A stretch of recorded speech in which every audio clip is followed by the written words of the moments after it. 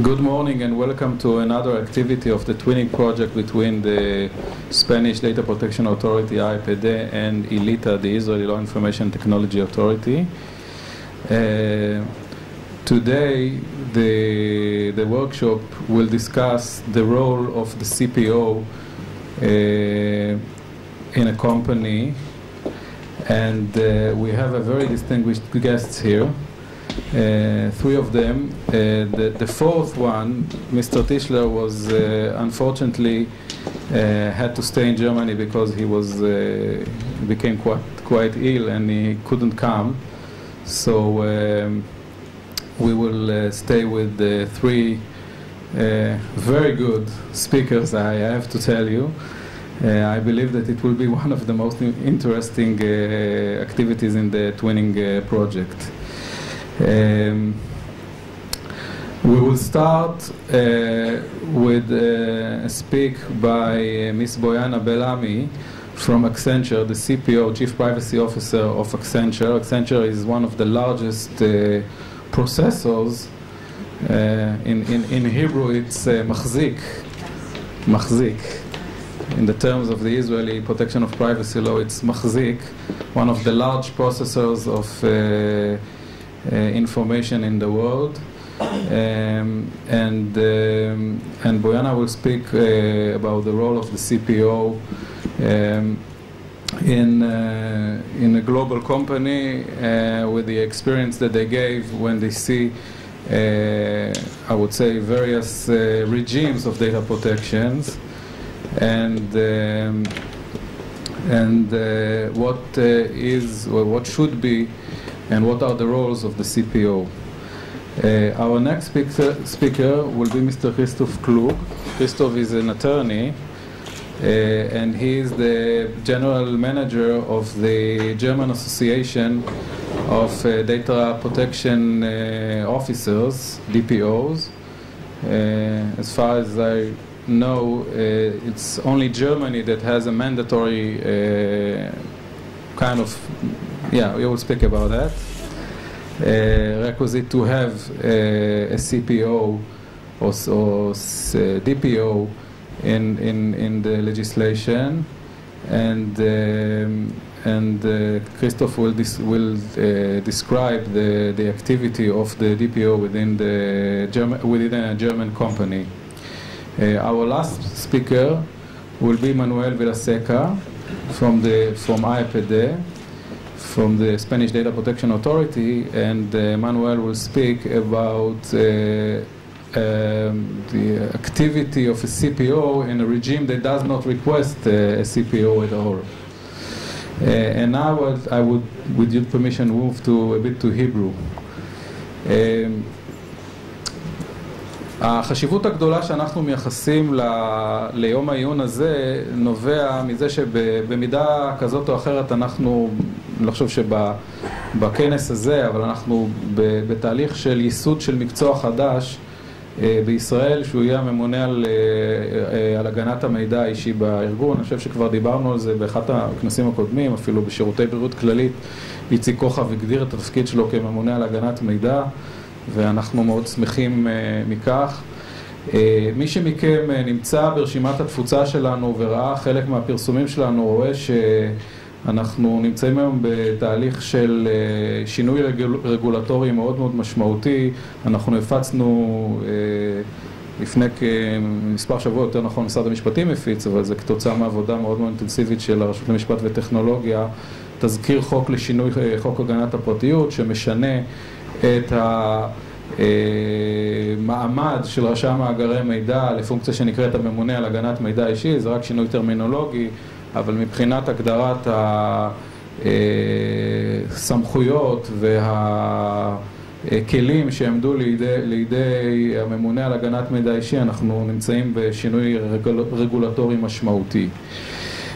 התוצאה המתבקשת של השינוי הרגולטורי הזה בחברות ישראליות תהיה שיצטרכו לתת את הדעת למשטר הרגולציה הזה בתוך החברות, ולכן בוא נגיד ככה, אם נרצה או לא נרצה, או אם חברות ירצו או לא ירצו, ברגע שמשטר הרגולציה משתנה, אז יהיה צורך לתת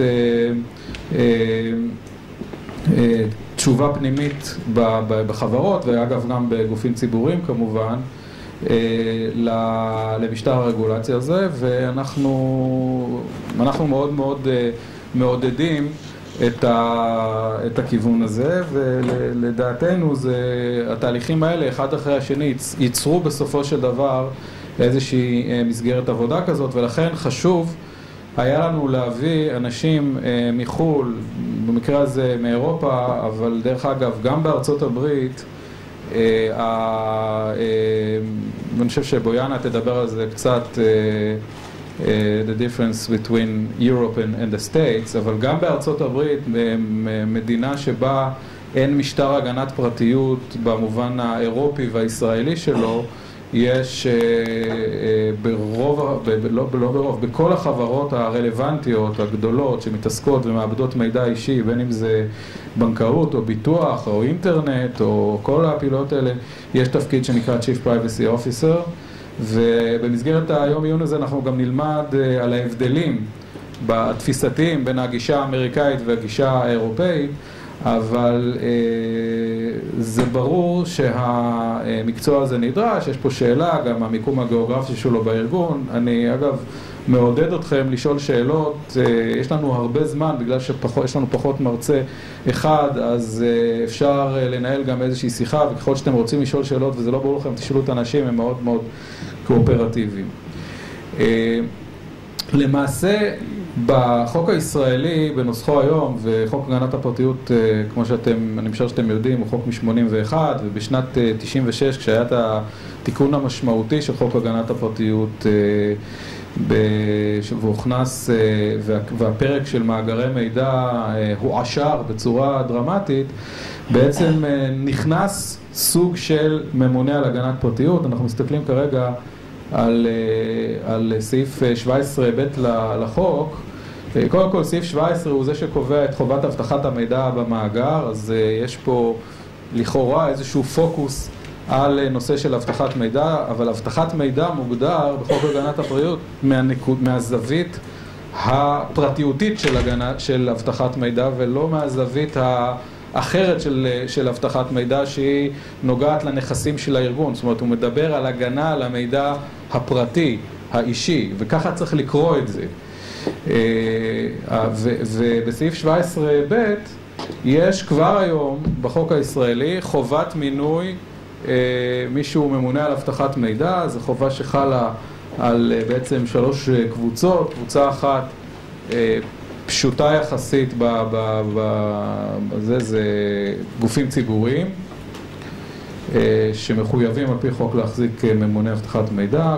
קבוצה שנייה זה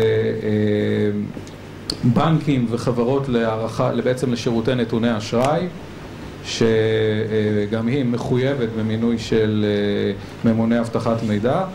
והקבוצה השלישית זה קבוצה של מי שמחזיק יותר מ5 מאגרי מידע, שזה אותו מחזיק שדיברתי עליו, פרוססור בטרמינולוגיה האירופית.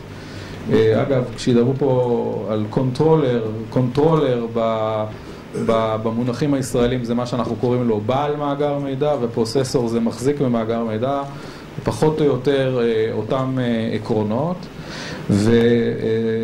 ובחקיקה הישראלית יש לנו חובה כזאת שקיימת כבר בשנת 96. אני חייב להגיד שהחובה הזאת לא נאכפה עד הסוף, זאת אומרת לא בכל הגופים ציבוריים יש באמת, למרות שאנחנו היום עושים מהלך, אנחנו הרשות למשפט וטכנולוגיה עושים מהלך מאוד משמעותי בתוך הגופים הציבוריים להכניס, לאייש את התפקידים האלה.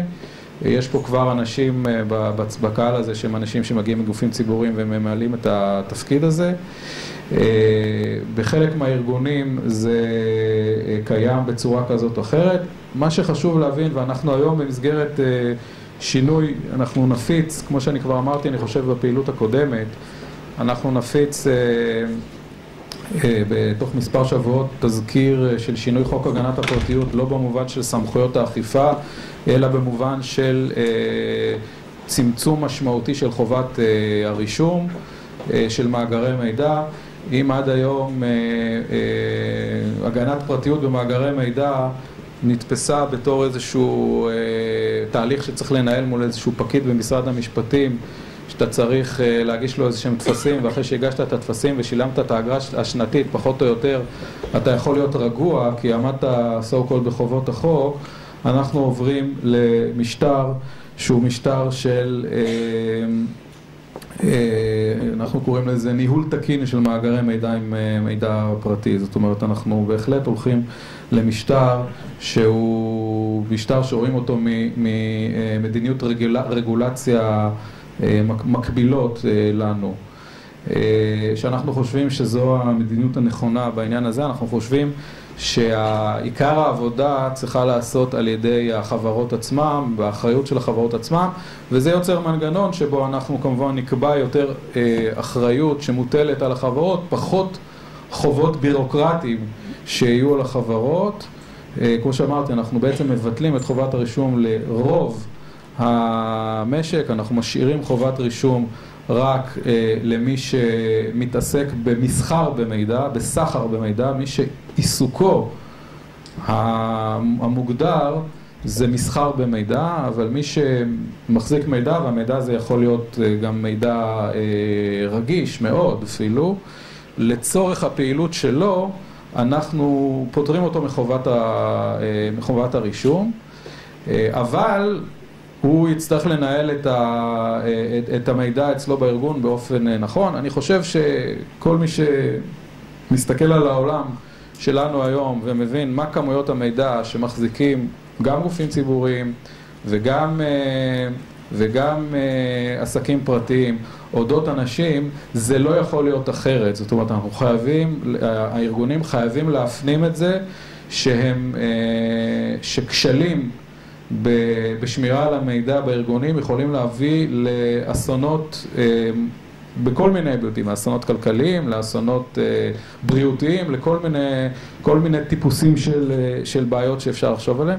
ולכן התפקיד הזה של מישהו שהוא ממונה על הפרטיות במקשר הזה, אנחנו מסתכלים על זכויות הפרטיות, הוא תפקיד מאוד מאוד חשוב. עכשיו, ההתפתחות של המקצוע הזה, הוא יתבוא מכל מיני כיוונים. יתבוא מזה שאתם כבר יודעים שיש כבר שתי תובענות ייצוגיות שמסתובבות היום בבתי משפט ישראלים בהקשר של הגנת פרטיות. אחד זה תביעה נגד פלאפון בהקשר של סלולר, השנייה זה תביעה ייצוגית מאוד מאוד מעניינת נגד גוגל, על הנושא של גוגל באז, משהו של השבועות האחרונים. אנחנו עצמנו מאוד מעודדים את זה, את השימוש בכלי הזה, כי אנחנו חושבים שהוא כלי מאוד מאוד אפקטיבי שנותן לאזרחים יכולת, נקרא לזה, שמירה על הזכויות שלהם, שהיא לא דרך הרגולטור, לא דרכנו. לכל רגולטור יש תמיד מגבלת משאבים, ומי כמונו ברשות מכירים בזה. אנחנו לא חושבים שאנחנו יכולים לעשות הכל, אבל אנחנו חושבים שזה עניין של חינוך של השוק. אז ברגע שלצורך העניין יש סיכון כזה מכיוון השוק, הארגונים עצמם יבנו את התפקיד הזה, כי הם ירצו לנהל את הסיכון הזה באופן נכון. ואנחנו גם היום במסגרת השינויים שאנחנו מגבשים בתזכיר הבא, בוחנים את השאלה האם גם להגדיר במקרים נוספים חובה של מינוי של ממונה על הגנת פרטיות. אגב, המקום הראשון היום בחקיקה הישראלית שיש כבר חובה כזאת מוגדרת, זה בחוק המאגר הביומטרי, חוק המסמכי הזהות הביומטריים. שם אנחנו עמדנו על כך, הרשות למשפט וטכנולוגיה, של המאגר הביומטרי בחוק יהיה מישהו שממונה על הגנת הפרטיות במאגר המידע, שהוא כפוף לצורך העניין מקצועית אלינו, ואנחנו שותפים במהלך המינוי שלו. אז זה כמובן מקרה מאוד מאוד מיוחד של מאגר ציבורי. אני חייב להגיד שיש מאגרי מידע ציבוריים שהמידע שלהם בהם לא פחות רגיש מהמאגר הביומטרי, ובראייה שלנו בהחלט יש מקרים שבהם צריך להוסיף, אז היום כבר במאגרים ציבוריים באופן עקרוני יש חובה כזאת, לכן אנחנו בוחנים היום את השאלה של מה צריך להיות המעמד באמת, והאם אנחנו צריכים להגדיר את המעמד הזה בחקיקה. כמו שתשמעו פה היום, לא בכל המקומות הנושא הזה הוגדר בחקיקה, בהרבה מאוד מהמקרים זה התפתח כתוצאה מדרישות כלליות, דרישות של השוק, חשש מתביעות, הבנה לאן הולכים, הכרה בזה שאנשים מאבדים מידע מאוד מאוד רגיש וצריך לטפל בזה, אבל אנחנו הולכים לשם, ומי שיבין את זה, אז קודם כל יש פה, בהנחה שיש פה אנשים שרוצים לבנות מזה עסק, אז אני אומר את זה להרבה מאוד אנשים, אני אשמח מאוד, טוב, זה מזכיר לכולנו לכבות את הטלפונים. אני אשמח מאוד שתתפתח פרקטיקה, בין אם זה פרקטיקה ייעוצית של גופים שמתעסקים בייעוץ בהבטחת מידע ועם פוקוס של פרטיות, ובין אם זה בתוך הארגונים ואנשים יציעו את השירותים האלה וישכנעו גם את ההנהלות בזה שצריך את הדבר הזה. מבחינתי זה רק מסמן את ההצלחה של הרשות במובן של שמירה של הבטחת מידע, ומי שחושב שבאמת יש פה ביזנס, אז אני בהחלט שמח לזה, ואנחנו נעודד את זה. זאת אומרת, אחד הדברים שאנחנו בוחנים היום, למשל במודל הגרמני, שבו גוף שמחזיק, שיש לו פונקציה כזאת בתוך הבית, in-house, של Chief Privacy Officer או Data Protection Officer, אז הוא פטור מחובות מסוימות, בעיקר חובות פרוצדורליות. זאת אומרת, אנחנו בוחנים היום את השאלות האלה, האם לתת לגופים שיש להם, שלצורך העניין so called מתנדבים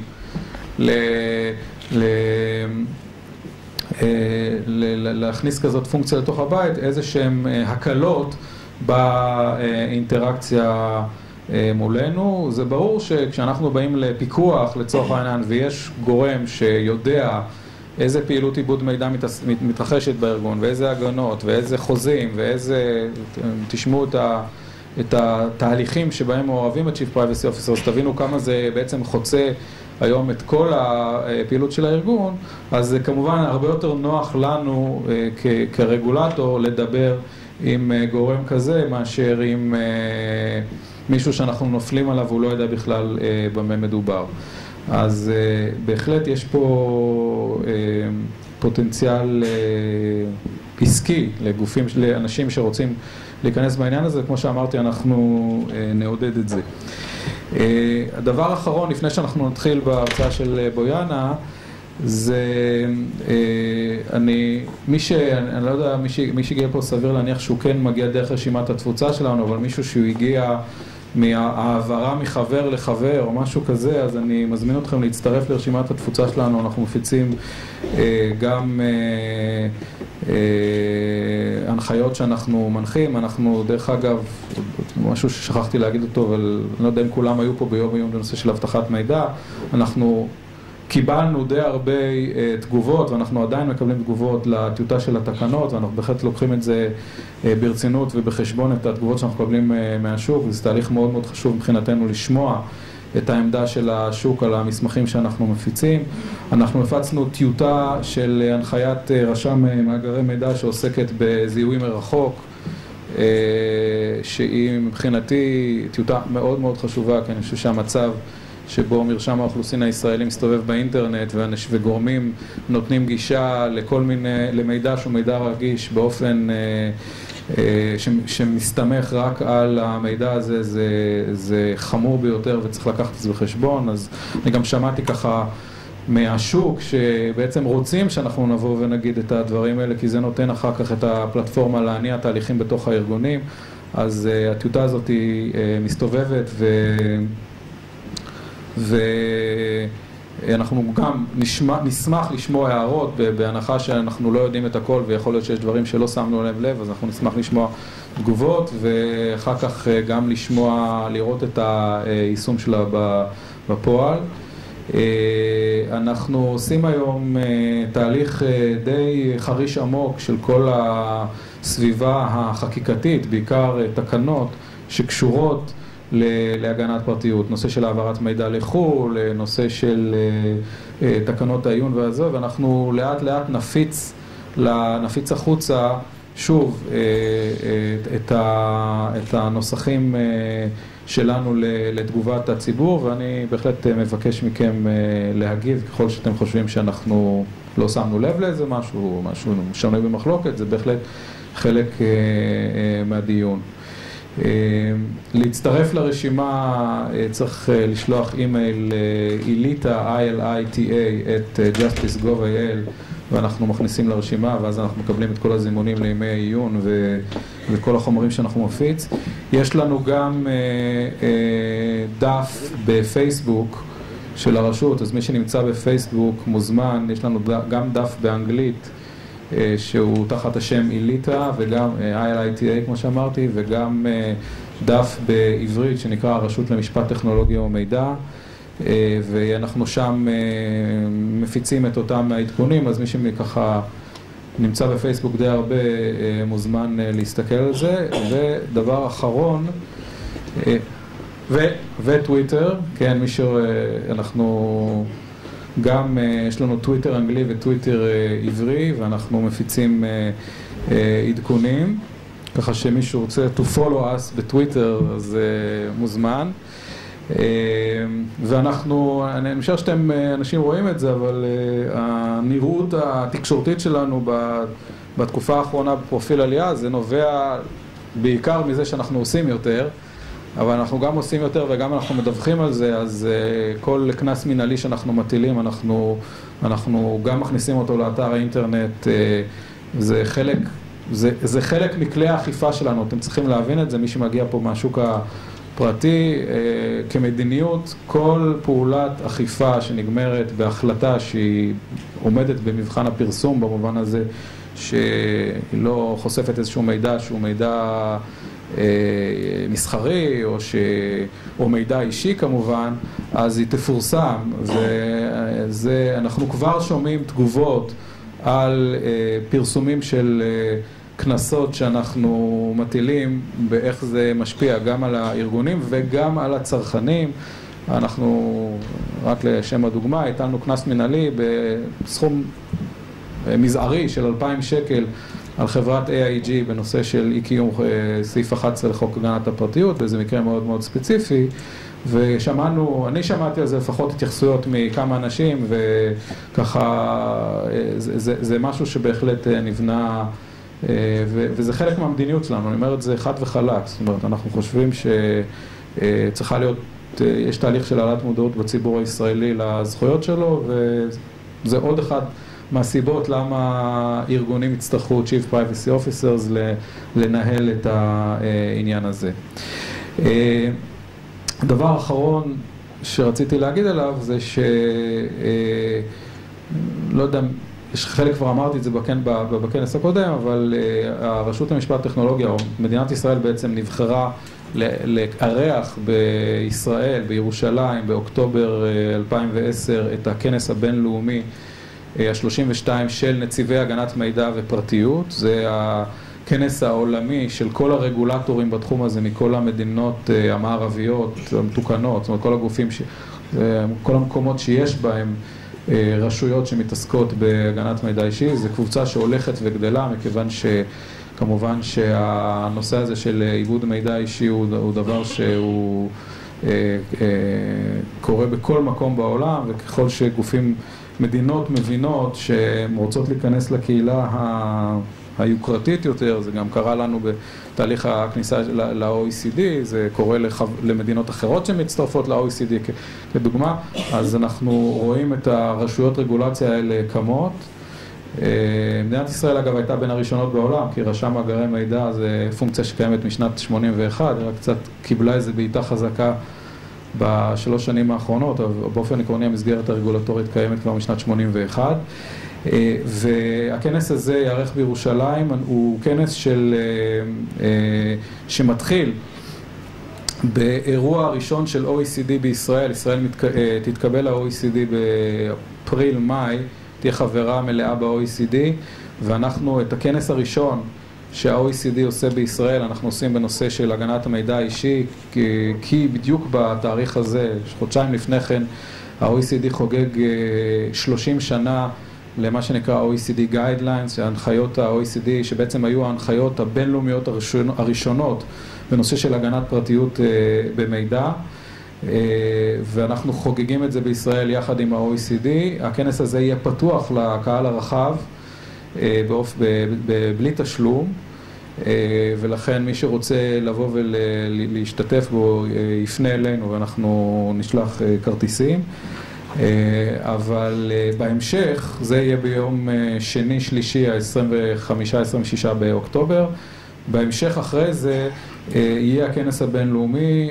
זה כנס מאוד מאוד מעניין, ברמה מאוד מאוד גבוהה של דוברים, במובן של באים פה גם כל הרגולטורים בתחום הזה, כל ה-Chief Privacy Officers בחברות המובילות הגלובליות, אנשי טכנולוגיה, עורכי דין, חברות קונסלטינג כאלה ואחרות מהגדולות בעולם, דוברים אקדמיים, וזה יהיה מאוד מאוד אינטנסיבי ולטעמנו מעניין. אנחנו נבחן הרבה מאוד שאלות שמעסיקות היום את העולם בכלל, גם את החברה עצמה כחברה, כי פרטיות זה לא שאלה טכנולוגית רק ועסקית, זה שאלה חברתית, וגם בהשלכות העסקיות, הטכנולוגיות, הכלכליות של העיסוק הזה, כך שתעקבו אחרי הפרסומים שלנו, ואני מאוד מאוד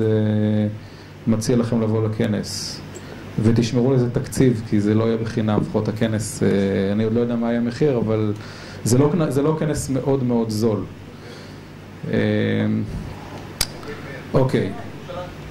בירושלים, בבנייני האומה. עכשיו אני מזמין, I'm honored to invite Miss Boyana Bellamy, which I also will consider her as a friend, to speak about the role of the CPO of the global company. Miss Boyana, and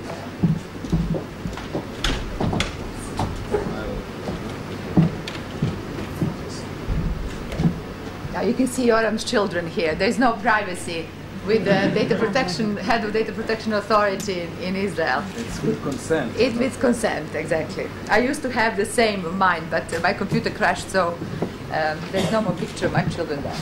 Well, thank you, Yoram, very much. Okay.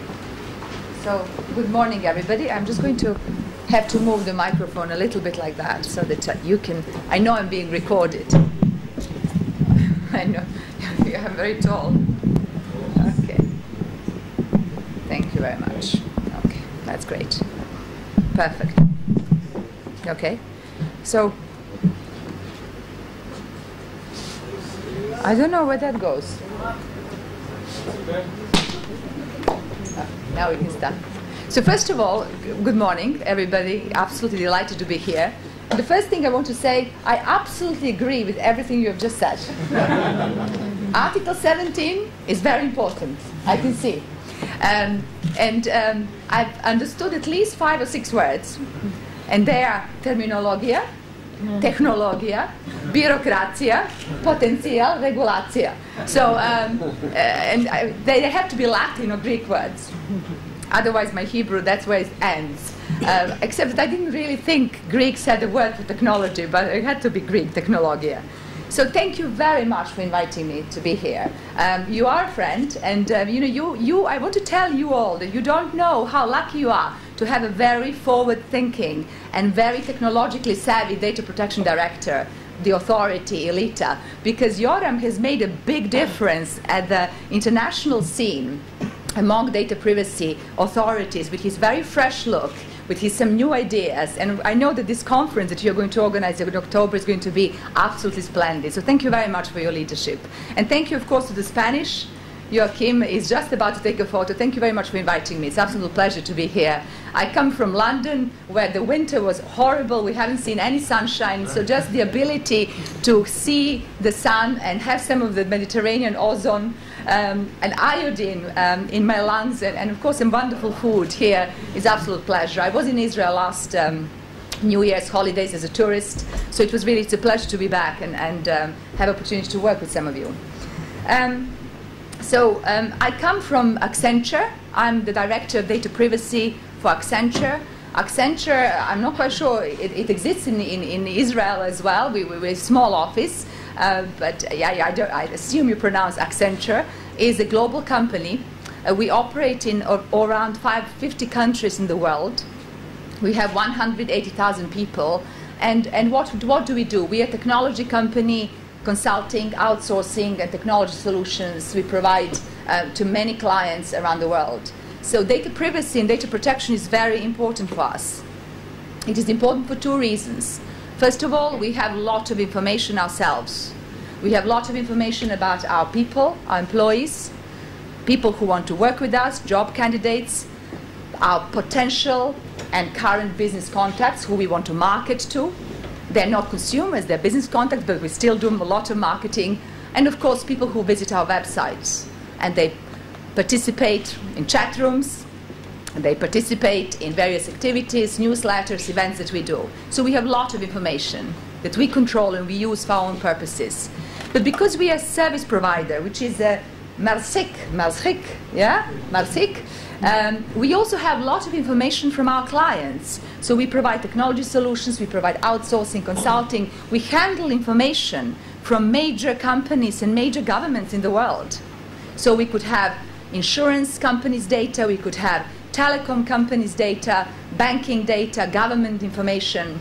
And that is all, as I say, in 50 countries around the world. And because we use our global delivery network, we often offshore and outsource within Accenture information within our global delivery network. So we have 40,000 people in India who are delivering services to clients in Europe or the US.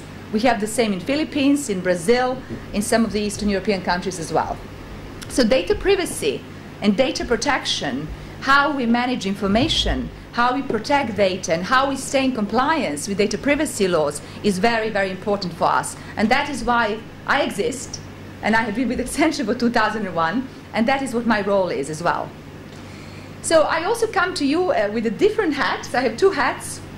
One is my director role at Accenture, but I'm also a member and I sit at the board of the directors of the International Association of Privacy Professionals, IAPP. And I will talk a little bit about that as well. This is an association that started 10 years ago. We are just celebrating 10th anniversary on the 16th of March. There's going to be a webcast, and I'll give you some website information. You can go and just listen to it. We're going to talk about the role of Chief Privacy Officer and what comes next. And this association has about 6,000 people globally. These are all people who do privacy data protection as part of their job. And they're really privacy professionals. So I will talk a little bit about some of the aspects and some of the learnings from the association as well. So without further ado, I have to go like this because it's a bit, the light is difficult. So what I'm going to talk today about, first of all, a little bit about the history of privacy profession. How did privacy professionals, data protection managers start, and where did they evolve? Secondly, to give you some rationale why I believe it is a good idea to have a chief privacy officer or director of data privacy, somebody who is in charge of data protection. Then I would like to talk to you about some of the typical roles and responsibilities of the CPO. You know, what it is that I do every day, every minute of the day, really, and beyond the day sometimes.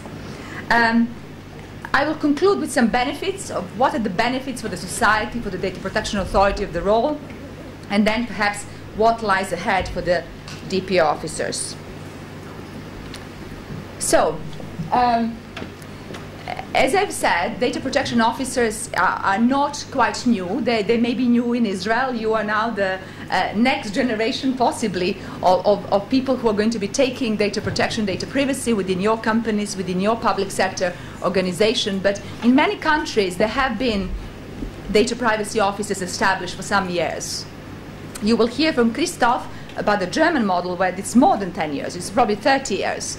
But from the IPP perspective, it's really in the last 10 years that we have seen the significant growth of the profession.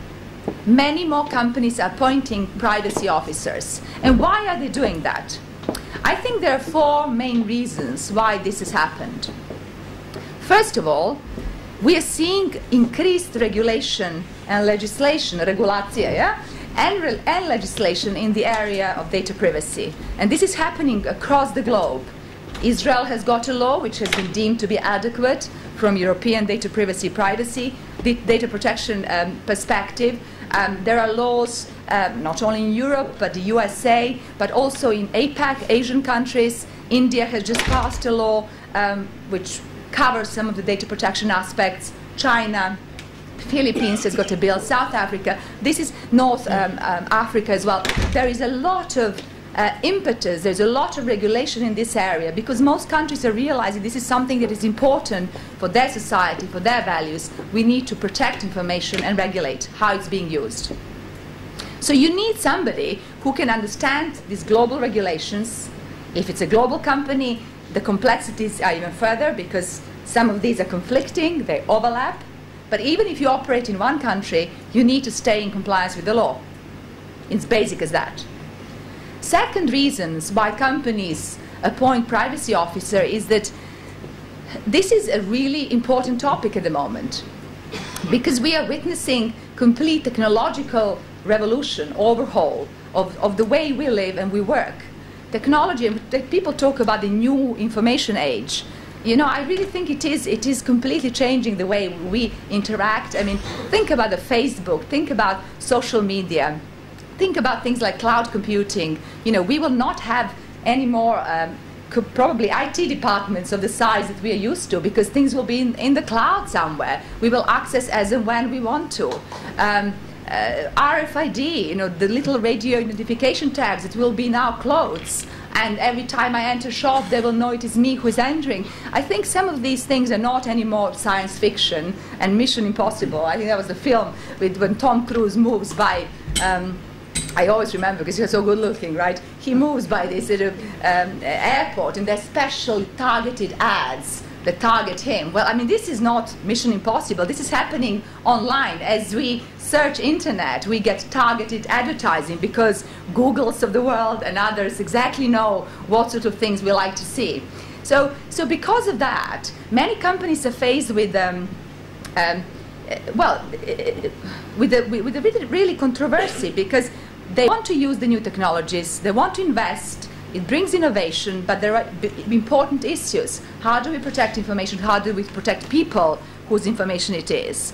And you know, you will find that many of these very cutting-edge companies like Facebook, like Google, have got chief privacy officers because these people really have to steer and gear their clever engineers who are developing these new technologies to make sure that they take into account some of the privacy considerations. Sometimes they get it right, sometimes they get it wrong, yeah? Okay, but that's the challenge. And I've mentioned this to Yoram. At the World Economic Forum in Davos that just took place at the end of January, there were 3 sessions that actually talked about data protection. One was solely dedicated to this contradiction between growth in technology and need to protect people and information, what's the best way. Another one was the cloud computing, the other one was the role of technology in society. And at 3 occasions, top leaders of the world gathered together to discuss some of these issues. So I'm thinking if Davos is talking about this, you know, we have to be thinking about it as well. And that is why we need chief privacy officers, somebody who can understand these implications, who can talk to engineers to actually consider them as we're developing new products. For Accenture, we don't have products, right? But we have services. So we could be developing a new service, something new that we haven't done before. We have to take into account the privacy implications of that. The third reason why privacy officers have grown in the last 10 years is really the fact that data flows are the motor of our economy and our world, really. You know, data is going everywhere. It is absolutely 24/7. You know, everybody has got suppliers, vendors who handle our information, and they could be located in Israel, they could be in Europe, but they could be in China, Philippines, and some of the offshoring locations as well.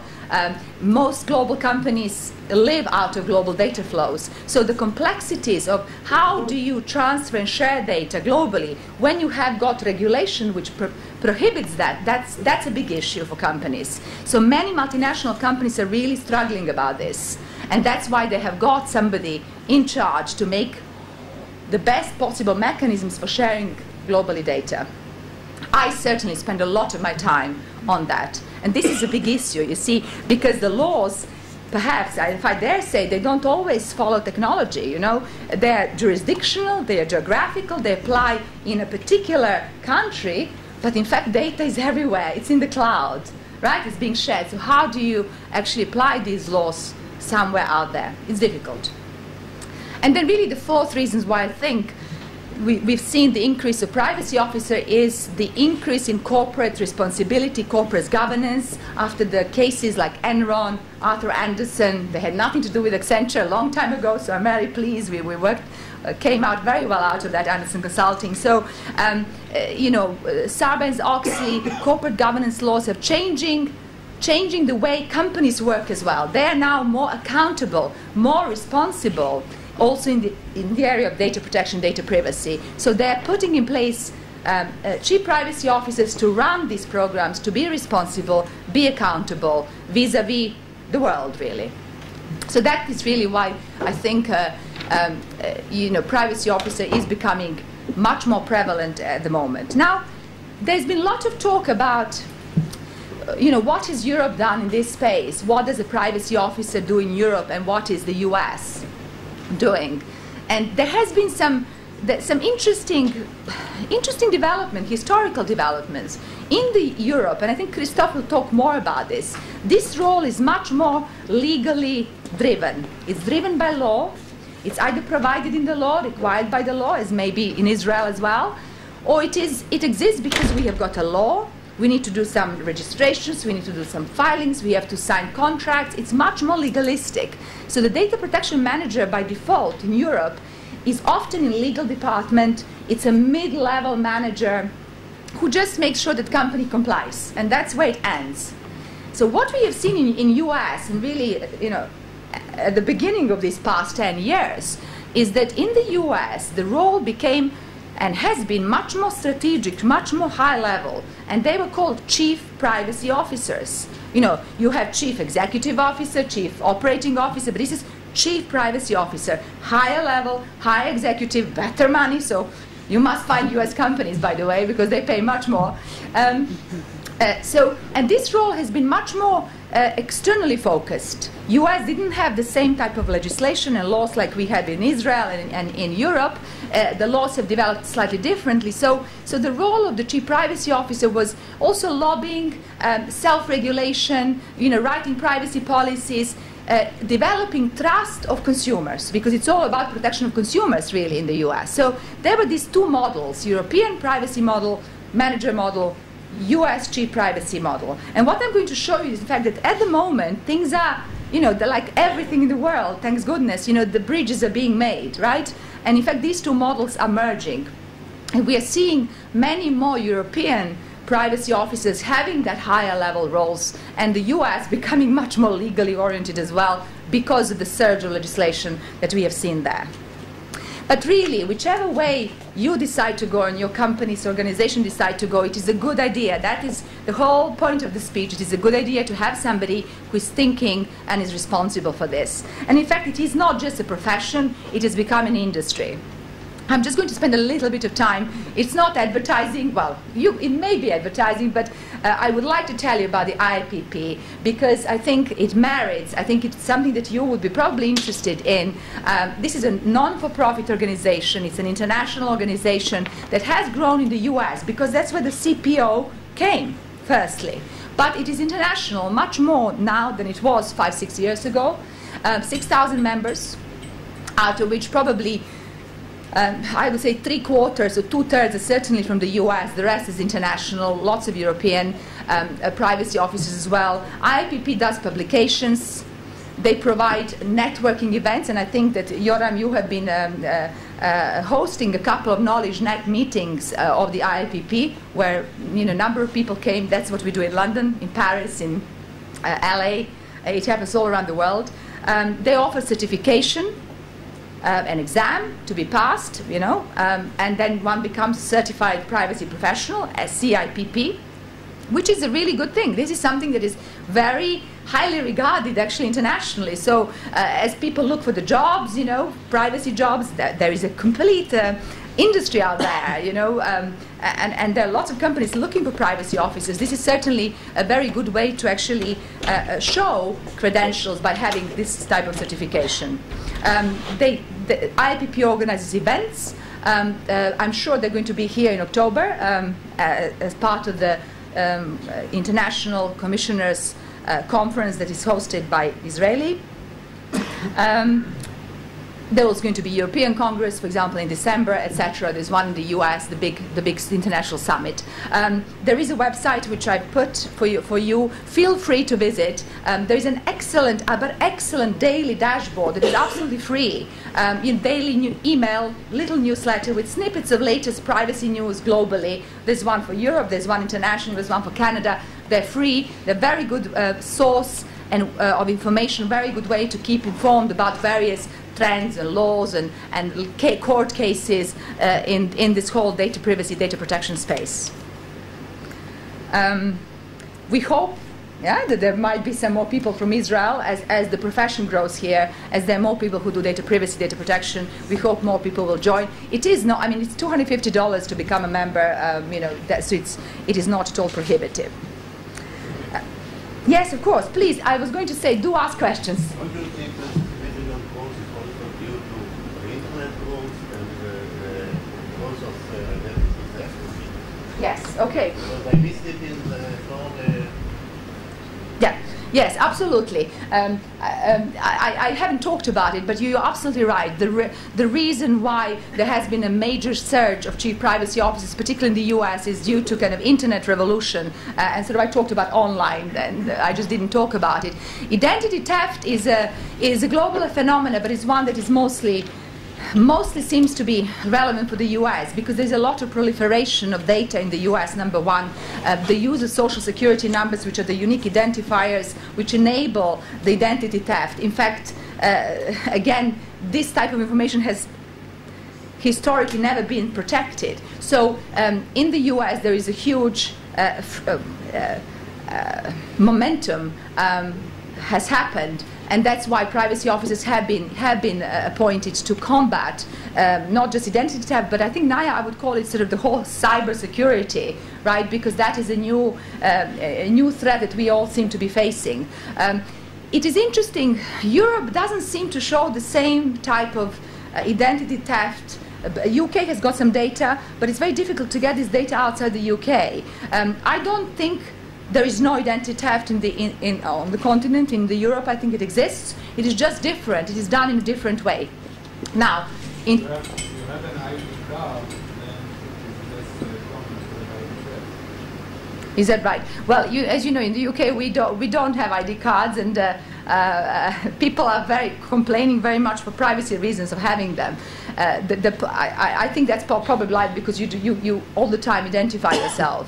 I think US is very unique, and it is because of the absolute proliferation of social security numbers, which are really key to somebody's identity. So it would be totally normal 5, 6, 10 years ago to go to the US and you register the reception of a company, and somebody would ask your social security number just like that and keep it in some file that gets stolen. Somebody takes it and misuses it, and that is actually not happening anymore. There are laws in the US that are protecting social security number to stop the identity theft. The second thing that you might have heard about is that because of the identity theft, in the US, a number of laws have been passed in each of the US states, and they are actually called security breach notification laws. And these are the laws that require the company that has lost data to notify the individuals that they have lost data, to apologize, and to do something to stop this happening again, publicly, in a letter. And typically what happens because of the identity theft threat, there are new services called credit monitoring services that are offered in the US to the people whose data has been lost. So these services monitor with various banks, various financial institutions, if anybody is using my name to obtain credit, to buy something, to obtain mortgage, etc. And they alert you if somebody is doing that, so that you know what is happening. So it's a very US phenomenon, this, and this is why many US companies and chief privacy officers in the US spend a lot of time on actually dealing with these breaches and the aftermath. What happens once you have a breach? You know, organizing credit monitoring, etc. Does that answer your question? Thank you. Okay. So I said I was going to talk a little bit about the rationale between the CPO. Why is it good for the company, and not just why do CPOs exist because of all these external reasons, but how are companies seeing the role of the CPO? And what I have got here on the slide is something you probably haven't seen before. These are so-called US sentencing guidelines. These are principles that are used in the US by the US courts and government bodies to decide whether a company has got an effective compliance program or not. After Sarbanes-Oxley and Enron cases, etc., companies were required to put in place compliance programs to stop various misuses, various unlawful behavior, unethical behavior happening. And the way that the public authorities understand and measure if a company is effective and has got a program is by looking at these 7 criteria, and they're called 7 standards of effective compliance. And many US companies are using these to base their compliance program on. And certainly this is what Accenture has done as well. But we are not the only one. And what is very interesting is that the privacy regulators and data protection authorities in Europe are kind of doing the same thing as well. When they are assessing the company's ability to share data around the company, they're looking at these type of things. And I think this is very important in my view, because you can say, I comply with the law, but how do you really know that you comply? How do you know what you do makes sense, is effective, is producing some impact? So it is very good internally to use this as a measure, as a guide, which is what we do, but it's very good externally for privacy authorities to keep checking. And data privacy officer is an integral part of this system. So oversight function, delegation of authority, that is actually what this means. So just very briefly, so you have to have some policies and procedures in your company or in your public sector organizations which tell people what are the rules around information and data privacy, data protection, what they must do, what they cannot do, etc. Yeah? What are the rules of behavior, rules of engagement? Second, there has to be some oversight function, responsibility at the top level, accountability for data privacy. Who is responsible to make sure that we as a company comply and have got all of these programs in place? Privacy officer, I don't know, CEO, delegation of authority, who in the company has been made accountable from the top to make sure this happens. So it is normally chief privacy officer, but it could be also data privacy officer in the country. It could be a privacy officer in a marketing department, for example. So these are the people who've been given authority to oversee data privacy and to make sure that the rules are complied with. The fourth element is education and awareness. So how do you educate people about your rules? How do you how do you make sure everybody is aware and people know what they have to do, what they can't do? There is no effective compliance without education.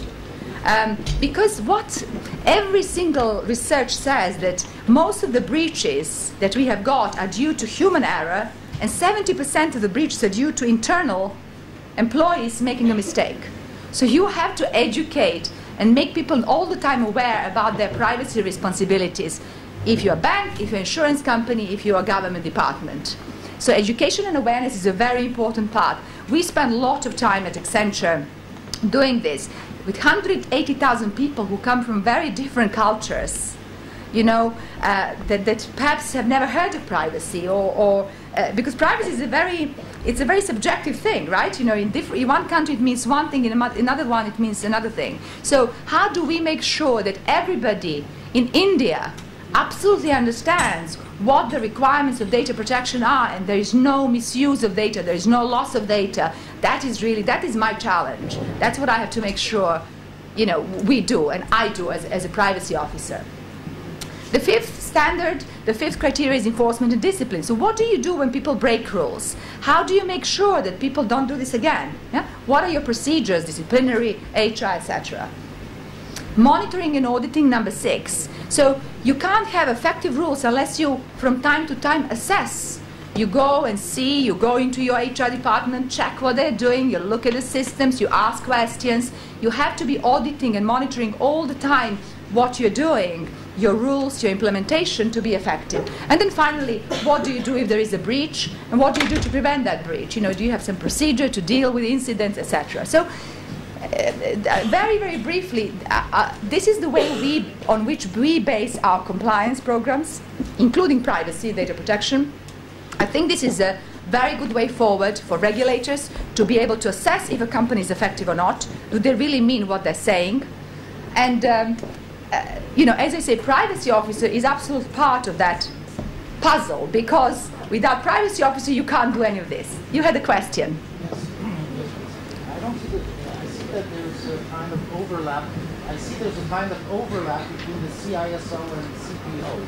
Now, I see it as a problem because CISOs are more technologically advanced with the CPO, which, from my point of view, are legally based and or a legal overview. Mm-hmm.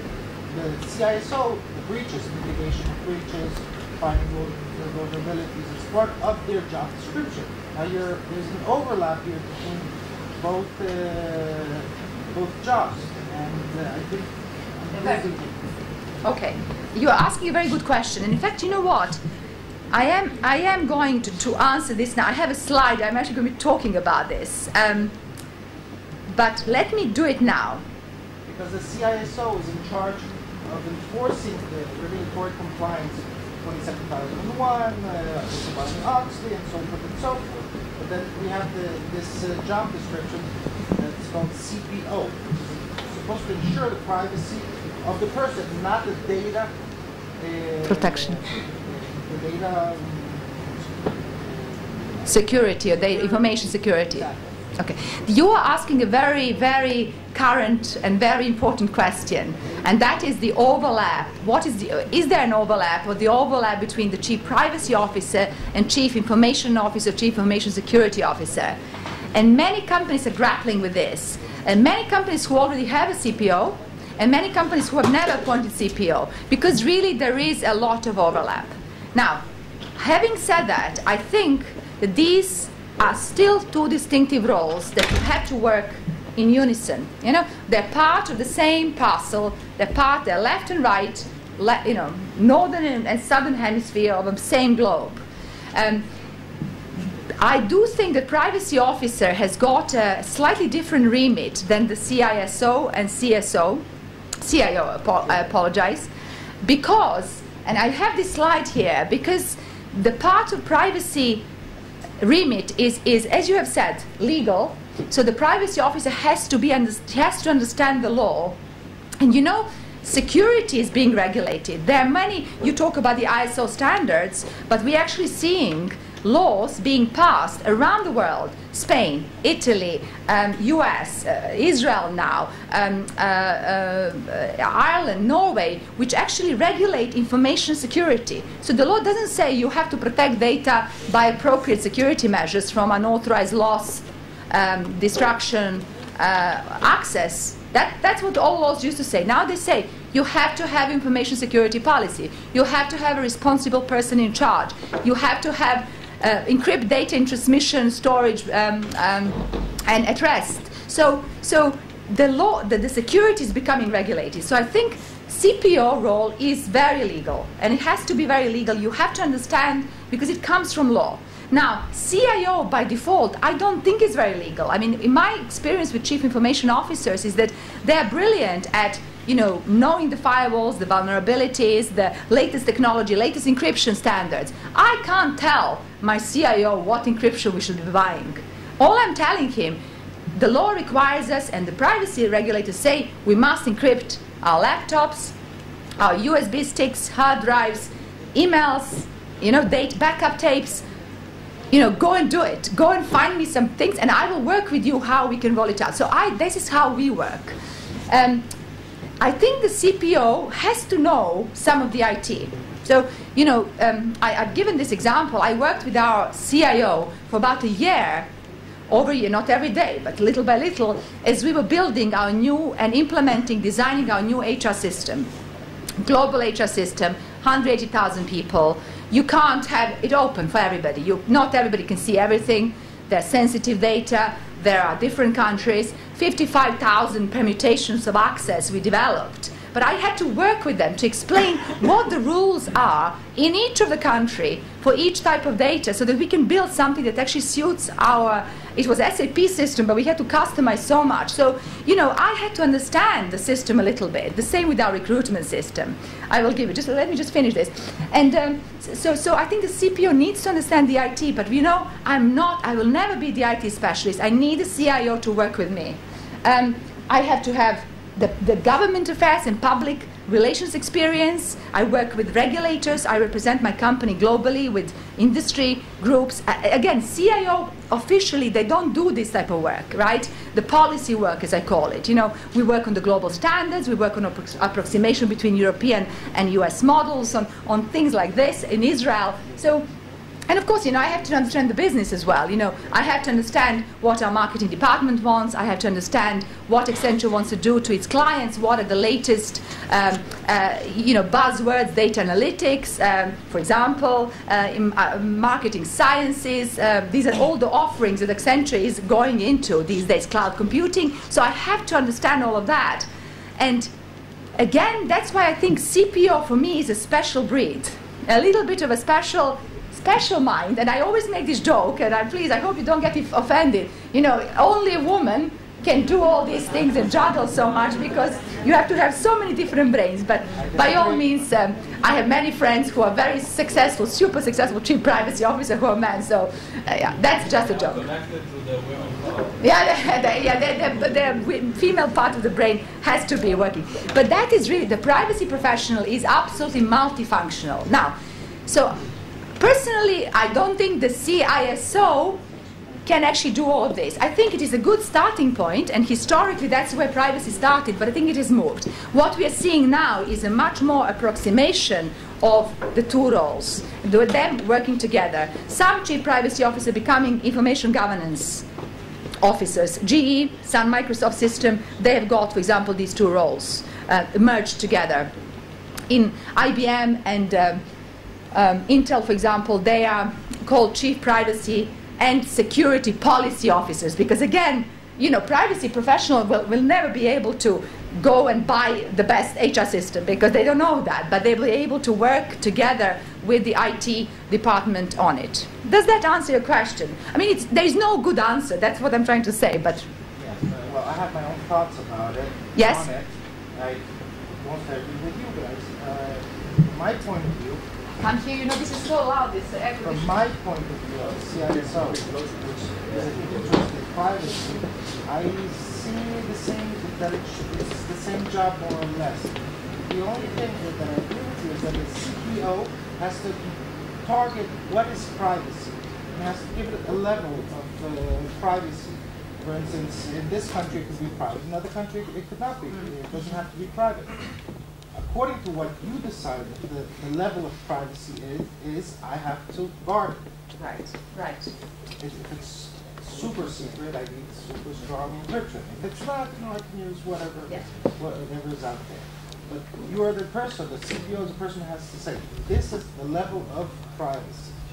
This is what I understand, maybe I misunderstand. No, I think you don't misunderstand. I think you're absolutely right. And I think in ideal world, that's how it does work together. But, there will be overlap, and there always will.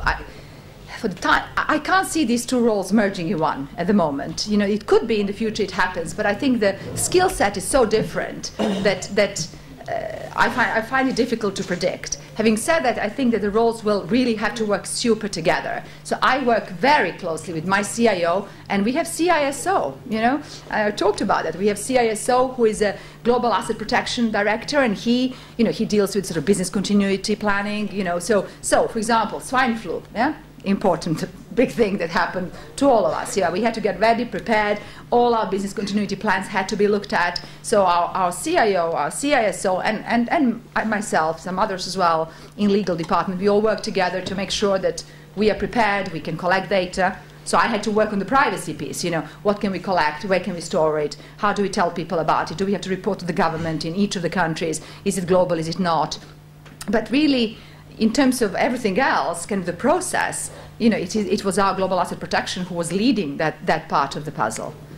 Many companies are struggling with this. I don't think, if you guys, look, if you don't have CPO at the moment, it is absolutely fine to have somebody within the CIO organization, security, look after this. What I'm trying to say is that these people will have to be skilled and able to do a little bit more than what they were doing before. It's sort of these type of things, right? Auditing as well, and government, public relations, policy work, some legal stuff as well, because that's where it's driving for. And little by little, then, the role will probably crystallize itself. I think you had a question. Yes. I would like to get your personal opinion regarding corporate governance issue. Mm-hmm. What do you think about chief privacy officers reporting directly to the CIO? Do you think there's an issue of conflict of interest regarding this? That's a very good point, and I think our German colleague would say yes, there would be. I mean, the same you could say there could be a conflict of interest if they report to any of the specific functions. The point about privacy officer is that they have to be able to work not just with CIO, but with HR director and the marketing director and the head of legal and absolutely everybody in the organization. So, I mean, maybe COO would be the best place for reporting, right? I mean, I report in legal, and I'll talk to you about where most people report, which is interesting, to general counsel and compliance officer. But I think it would have to be, there has to be some degree of independence of the CPO, in the sense that they're not part of any organization, because companies are very matrix, and even Accenture is super matrix. We are super global, but CIO is CIO. They've got massive big organization. They've got their own matrix, their own things, and it's difficult. I sit on their leadership calls and trying to teach them about this stuff and talk about it, but if I was to report, I think it would be a very different story. It really would be a different story. So it's not a bad place to start. I don't think that's the right place to end, but it's a good place to start. Can I just show you actually this slide, because you're asking me where do they report? And let's kind of look at this a little bit. So what I'm showing you now is actually the data that is been captured, and it gets captured every year by the IAPP. They do a global benchmarking survey, all of their membership. Of course, not everybody responds, so data, everything is as scientific as any survey can be. But this is interesting to see where do most. We talk about 6,000 people. As I say, response rate is probably less than 40%, but still 50%. This is 2009 data. This is where most chief privacy officers seem to report. Legal, and so I put together legal and compliance. Because I think it kind of is, in some companies it is a merged function. At Accenture it is certainly merged. Our general counsel is also our compliance officer. He, or in fact it's she now, we just have a new person, a wonderful new general counsel that has just been appointed. She sits at the board. She is a absolute top level senior executive at the same level of CEO, COO. So I think that's a very good, for us it works very well. having said that, as you can see, sort of around 20% people actually report somewhere else in some sort of business function. So it could be the COO, it could be sort of head of sales. I mean, depending on the company a little bit. You know, companies who are, for example, financial sector is very compliance because there's so many financial regulations and so on, so they're very compliance oriented. That's where they put their privacy officers normally, right? But you know, if you are sort of major sales company, you may kind of want to put it head of sales or head of marketing. I mean, it could be, it really doesn't, there isn't one model. I think this is where kind of most people are converging. Information technology and risk, you know, and security. See, so there is some people who actually sit there as well. Otherwise, that's what the data is showing. I also want to show you, in terms of the sectors, where do most privacy officers sit, what sort of companies they are, and I don't think this is very surprising. Look, you know, financial services, you know, banks, insurance companies, I mean, of course, they've got masses of data, they're heavily regulated anyway, the risks are high, compliance is quite part of what they do already, so most of these companies would have, majority of IPP comes from these type of companies. Interesting to see the government sector is on the rise. Look at this, this is actually, it doesn't include 2009, but it shows you the growth of membership by sectors. Healthcare was very high because it was very US. There was this US Health Privacy Act, you know, around this time, and then it trailed off. But you know, much more government, very small numbers. But look at now, in 2009, government is actually, you know, quite a big proportion. So a lot of government departments are appointing privacy officers. Certainly, I don't know how many of you see news from the UK, but in the UK, we had some major scandals and breaches and data losses, all by government departments. That is not to say private sector doesn't do it, it's just that government gets lots of press because, you know, when you lose 25 million people's data on a CD-ROM, it really is not good stuff at all, including children, etc. So talk about identity theft. I mean, there isn't any, you know, it's difficult to link the two, but I think they do happen. And I mean, I'm interested to sort of see the people who are here. Does this, I mean, how many of you actually are in the financial services? Yeah, some, yeah. And government? Very good, great. And what about, well, telco companies, technology, yeah, I mean, that's, yeah, that makes also, there's still lots of people who are non-accounted. Shout out, where are you from? Startups or, I don't know, manufacturing or, what is wonderful here? Food producers, for example. Okay.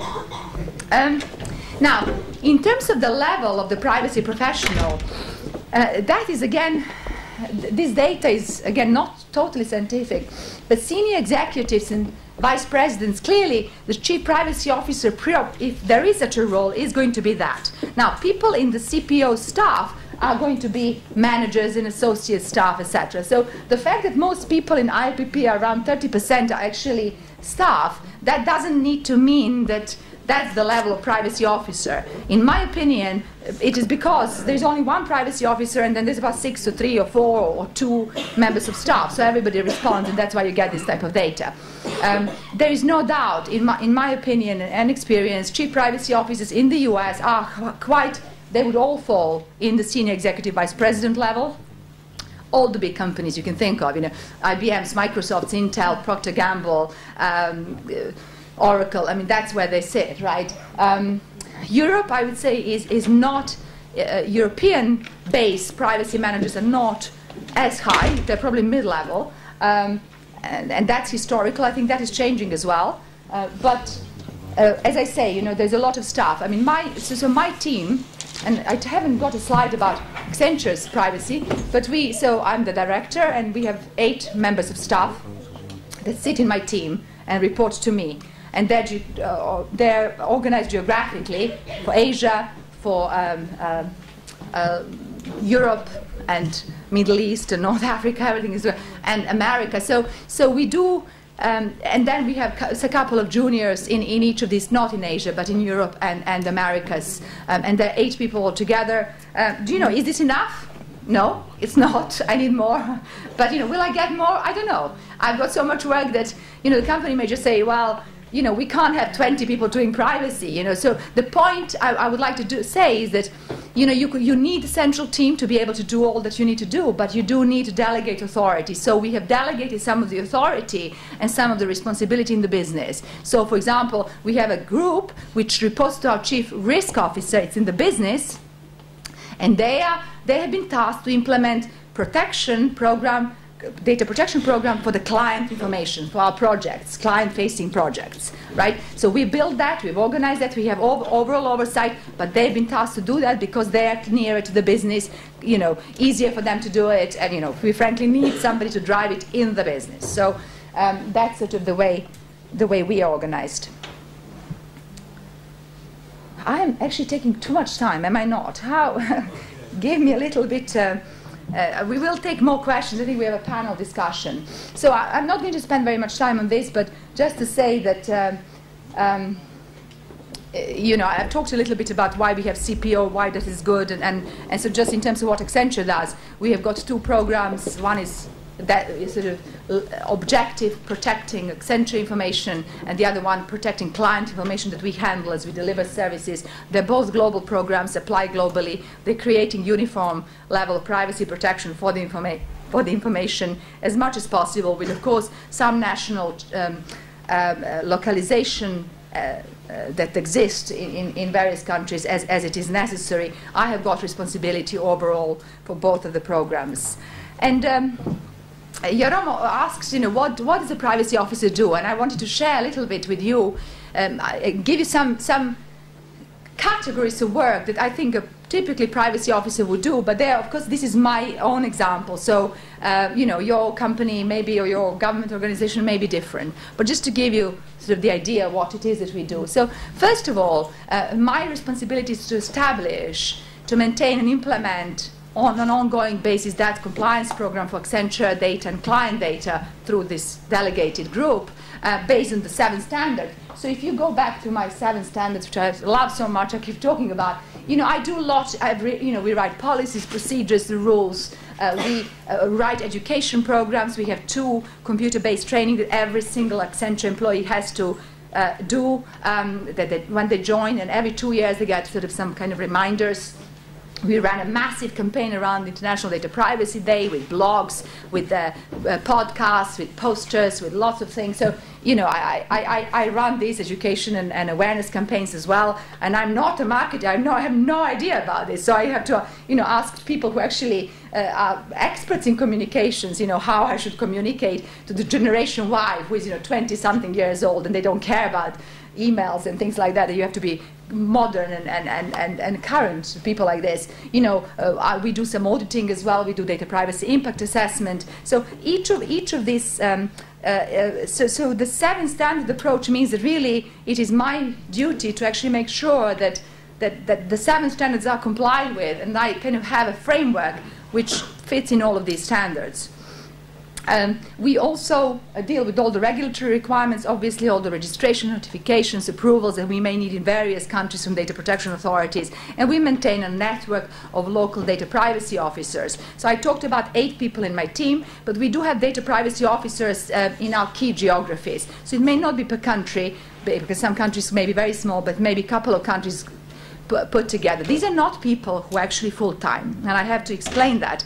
They are full-time in the UK, Ireland only, and half-time in France, Germany, and the US. We are now looking to have a full-time person in India, because 40,000 people, right? You have to have somebody there that focuses on this. So I would like to have these people more, but, you know, it's an add-on job for them. You know, it's not going to be realistic that we will have a person in Israel, you know, for a small office just focusing on this all the time. But there will be somebody who will be definitely responsible for Israel as well, for example. So the second area of my work is obviously advice, advisory. I provide advice to the company on data protection laws and requirements, and it could be advice on a small internal project, you know, what is happening at the moment. Somebody has done something wrong and somebody wants to investigate. So do we have employee monitoring issues? Can we do it? You know, in this country, in that country, what happens? You know, they come to my team. It could be new HR system, it could be new recruitment system, it could be some diversity program that we are running. It could be marketing campaign that we want to do, right? You know, they want to now send newsletters to people with tracking all the clicks that they do. You know, marketing department says we want to know what our people, what articles they read when we send them a newsletter. So, you know, I have to work with them to enable them to do this, or perhaps say, well, are you sure you can do this? Maybe we should do it the other way. Websites, etc. So every internal project passes by our desk, which makes us incredibly busy, which makes us 8 people probably not enough, right, for the amount of work that happens in any big organization. But, you know, we do best we can. We obviously do a lot of work and support our legal department and lawyers as they contract with our clients and suppliers. It is very important that all these contracts have got data privacy protections in place, so we set tools, training, latest terms, etc., keeping people abreast, teaching them about privacy all the time. You know, we work, I don't know, for example, on M&A. If we are buying a company, we look at the privacy implications, etc. The third area is complaints and rights handling. Yeah, there are complaints. There are people who complain. We have a generic privacy address where people can complain. People have got rights as well. The laws allow them right of access. We get people, particularly in Europe, exercising rights of access, but we've had cases in the US. We have cases in Canada as well. We have to respond to these people. Data privacy officers in the country typically are involved in this type of work. The more, you know, this is very interesting. The more you publicize and educate and train, the more you're going to get back. You know, from all, you know, questions, answers, complaints. And so, you know, you kind of wonder, what is the measure of success? Is it because nobody ever asks me anything because they know? Or is it everybody's asking me because they, you know, they think they need to know? And I think it is the latter. I mean, obviously, you know, there's too much work always, but if people are asking, if there are things coming to me, I know people are paying attention. If they don't, I get worried. The fourth area is it's something that's increasingly, I think, chief privacy officers together with the CIO and chief information security officer getting involved, and that is managing the incidents. I don't want to say breaches because they're not always breaches, right? But they're incidents, security, data protection incidents. As you know, there is a law in the US which requires you to tell the individual and the regulators in some cases of these incidents. The same law has been passed in Germany, Canada, Australia. There's a European directive on telecoms that is going to have the same. Israel is maybe thinking the same. This has changed, completely changed the horizon and the way companies in the US handle information and privacy. Because dealing with an incident where you have not only to remedy it, but you have to tell the individual what happens, and the regulator is a major thing. You have got forensic department, you've got legal department, you've got marketing, communications, media people, everybody around dealing with one case of lost USB stick, which may contain some information, or email that has been sent wrongly, wrong people with wrong data inside. And these things happen even in the best companies, and they will be happening. So we have got a global security incident reporting procedure. There's a hotline, 24 hours, 7/7, 70 languages apparently they cover. I'm not quite sure which these 70 languages are in 50 countries that we operate. How does that map? But there we are. There clearly are 70 languages.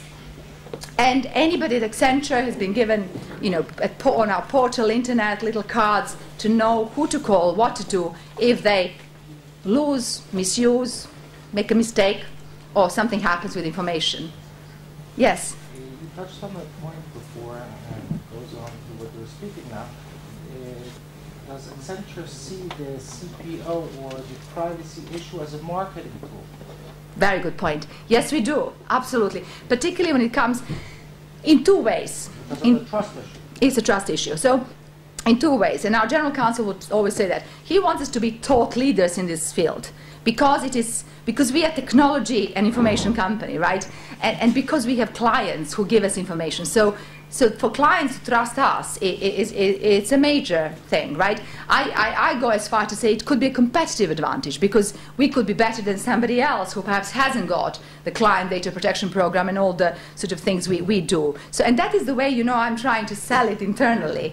You know, to get these 180,000 people who go to clients and handle information to really understand is to say, well, look, look, you know, we need to sell work. We have got nothing else to sell. We have no gadgets. We have no beautiful clothes and shoes and frocks and, I don't know, toothpaste. We need to sell our services. So we have to show that we do these services superbly. Part of the service is information and how we handle it. So the ability to protect information is very important. You know, our clients, I have to tell you this, and they're probably our clients here as well, they are very sensitive about this. I mean, we spend a lot of time in contractual discussions, in business discussions with our clients. They want to see reassurances. They want to go to India to see our data centers. They want to audit. They want due diligence checklists. And I understand that, right? They give us information, and they are responsible if we mess up. We are the malsik, yeah? We are the processor. We mess up the information, we lose it. They are going to be held responsible by the Data Protection Authority. Yeah, by the media, okay, both of us probably. So I understand that. It is in their interest that we protect their information. Okay. And then finally, obviously we have to monitor all the legal developments. I've given you some examples of the legal developments, and I've included some of the standards. I mean, this is really a very interesting trend now that we are seeing the ISO, PCI, this is a credit card compliance standard, standards becoming part of the law. They're referred in the laws as this is what you need to comply with, as well as in our client contract. So, you know, for us, kind of monitoring all this stuff across 50 countries is really big.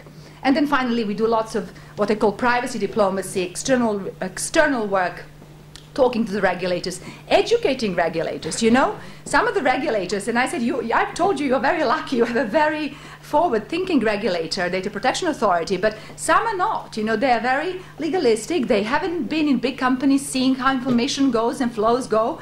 And I think it's very important. It's a part of our duty to actually work with them together to create something that makes sense for everybody, because we all want to comply. We want to do the right thing. And it isn't easy. It really is quite complicated because, as I say, the laws are often lagging behind massive technological advances. And I've talked about the privacy officer, what I think they should be, right? The brain of privacy officer. And finally, I really want to conclude and stop talking, take questions. I hopefully have convinced you that there are massive benefits of having a privacy office, data protection manager appointed in the organization. I think it's a SDK win-win-win situation for absolutely everybody. So for the organization, it shows the commitment, it shows the accountability, it enables control as well. Management wants to know what happens, right? They want to feel comfortable that this is under control. And I think it gives also economic efficiencies. And I've been trying to kind of say to everybody this internally very much. It is much cheaper to have a preventative program and people looking after this than dealing with the problem. Dealing with the problem costs lots of time, lots of money. It is very disruptive. You never know where it may end. And therefore, I think it actually is very cost efficient for the company as well. For the data protection authorities, I think they should be also encouraging companies to appoint privacy officers, because for them it is it's somebody who they work with, establishing relationship. It isn't always black and white, as I've said. It's a two-way stream for the data protection authorities and the companies as well. And finally, for the individual, it makes sense as well. If you're thinking about people whose data you have, they need to know who the person is. Now, having said all of that, I do think that companies who actually take this seriously and have got programs that include privacy oversight should be rewarded for this. And this is why I put this idea that, in fact, maybe some of the legislative burden, I know this is a bit low for all of you to see, but if companies have got data privacy function, they should be allowed to be exempt from some of the legislative regulatory burden that exists at the moment, and also to see this, to use this as a mitigating factor in any investigation. And I'm going to conclude now. I think the world for CPO looks very good. You know, there is a lot of convergence happening in the market. I do think that the discussions we have just had about the role of CIO, CISO are going to intensify. I think these two roles have to work together. You know, either way, maybe towards CIO, towards CPO, but this is very important. Finally, I leave the thought of you that information governance is maybe where we should all be going, because it isn't just about protecting personal data, although that's very important. It's also about protecting any information, confidential, intellectual property. So we have got a challenge about too much information available too many places. We have to manage it better. So maybe that's the future. I have to stop now, but I'm going to be happy to take questions in the panel. Or Yeah, in the panel. Thank you very much. Okay.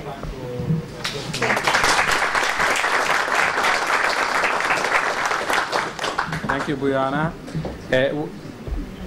We will have a 10 minutes break. אני מציע לכולם, מי שחשב ללכת בזמן הזה, להישאר. ההרצאה הבאה היא לא פחות טובה. תאמינו לי, אני שמעתי אותה כבר אתמול. אז 10 דקות הפסקה ואנחנו חוזרים. אנחנו עוברים לחלק השני של יום העיון.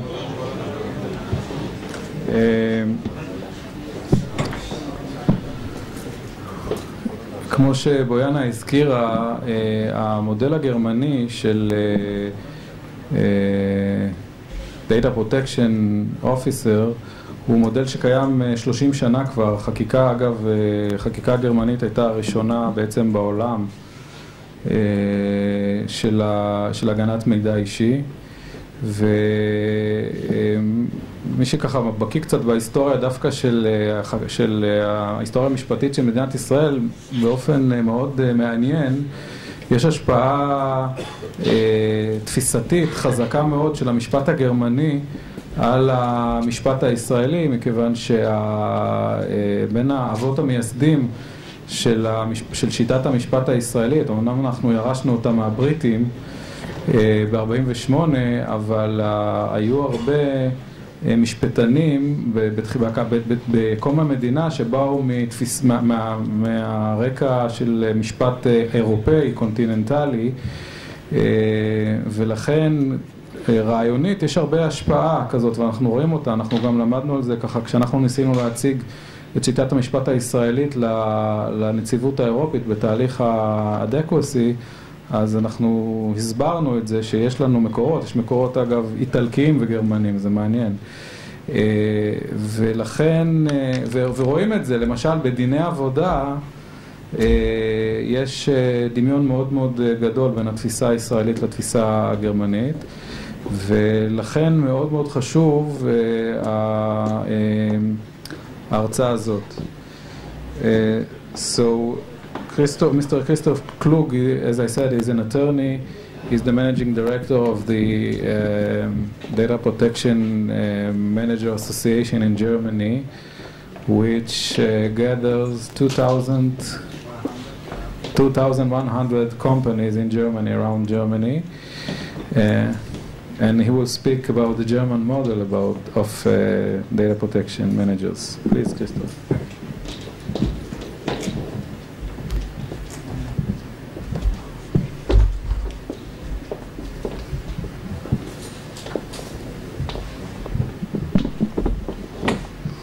So good morning, ladies and gentlemen. First of all, also I would like to thank Mr. Hakohen and also Mr. Perez and everyone who was involved in preparing this seminar for the opportunity to introduce to you the role of the corporate data protection officer in Germany.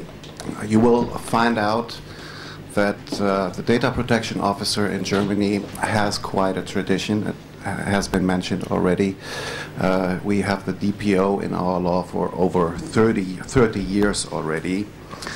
And one must say basically this principle of self-monitoring within companies by data protection officers works fine in Germany. We have good experiences. And hopefully I can also give you from a German perspective some ideas on also how you can improve data protection supervision, data protection controls within companies in Israel. So I hope to at least give you some ideas. I have already been introduced. I'm a managing director for the German Association for Data Protection and Data Security, which I will introduce to you in a few minutes. I've been working for the GDD for more than 12 years now, and that involves almost a permanent contact with the data protection officers within the different companies. So I hope I can give you some useful information on the DPO's daily work and how he interacts with us, GDD, as a professional organization, and well, how things can possibly be improved by installing corporate privacy or data protection officers. Here's an overview about the topics I would like to address. I will briefly introduce the association I'm representing, the GDD. I will then also briefly speak about the origins and the development of the DPO within the European Union. And after that, I will turn to the main point, well, the data protection officer as a German model, question mark. Well, perhaps we will find an answer later on.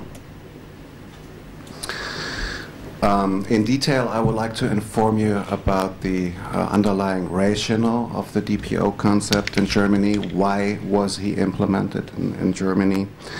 How does he have to be appointed? What are the formalities? A very important point that has already been mentioned, his independent status, also with regard to possible conflicts of interest. What are his main tasks, and how does he qualify? What Bojana has already talked about qualifications. I would like to add to this from a German perspective, since the data protection officer in Germany is law-based. In the end, I would then like to conclude about the value of the data protection officer for the companies, but also for the data protection authorities who can possibly be unburdened. Having said that the DPO concept in Germany works fine, that is true. However, we did have some drawbacks, so I guess that's normal. And I will also let you know about the lessons we have learned from those drawbacks, so you might also benefit from what we have already learned in Germany. You might also benefit in Israel.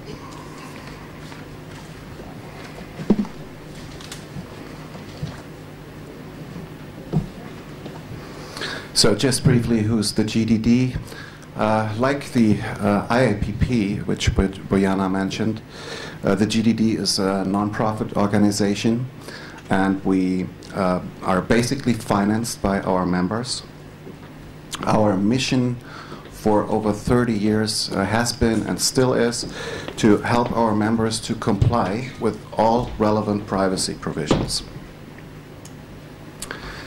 The people we speak to within the companies are the data protection officers, and we offer several services to the data protection officers. We support them by providing education and training. We do offer a certification for about 4 years now. I will get into more detail later on. And also we give them guidance as far as legal, especially legal, but also technical and organizational problems are involved. I will also elaborate on the guidance we are giving later on. But first, I would also like to say that apart from the services to the data protection officer, we also have a political dimension because we represent member positions. When new data protection legislation in Germany is being prepared, we do get asked our opinion. And, well, also on a European level, we do give our opinion. For example, we just did so as far as the, well, let's call it the evaluation of the European directive is concerned. There was an open consultation on that, and, well, we also gave an opinion to the European Union, to the European Commission.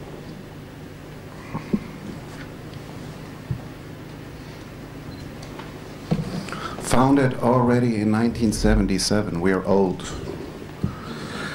But that was actually when the first German Data Protection Act entered into force. And believe it or not, ever since we have the Data Protection Officer in our law. Yeah, we have more than 2,100 members. And membership numbers are growing. And I think this is remarkable because we also have a bad recession in Germany. Still memberships are growing, numbers are growing. And I believe that also indicates that data protection, even in Germany, is still becoming more important.